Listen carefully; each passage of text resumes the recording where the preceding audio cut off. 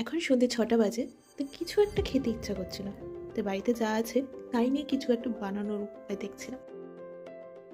যা যা সবজি আছে সব কেটে নিচ্ছিলাম এবার। সাথে চিকেনটাকেও কিমা করে নিচ্ছিলাম। হয়তো তোমরা এবার বুঝতে পারছো যে আমি কি বানাতে চলেছি।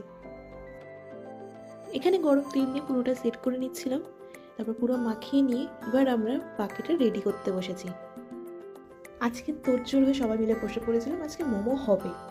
এখানে ইউটিউব দেখে কিছুটা শেপ দেওয়ার চেষ্টা করছিলাম, কিছুটা হয়েছে, বাকিটা তো পেটেই চলে যাবে, অত শেপ দিয়ে লাভ নেই।